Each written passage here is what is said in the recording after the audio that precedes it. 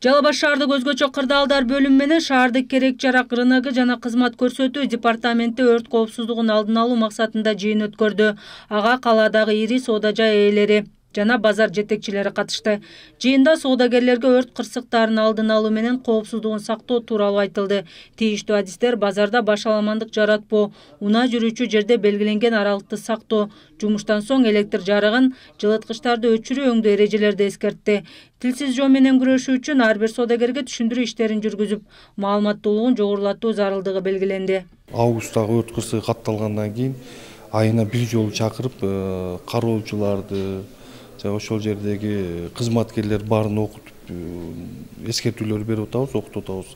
Анан бөлөк бардык жеке менчик базарлардын ээлерине дагы айтып атабыз.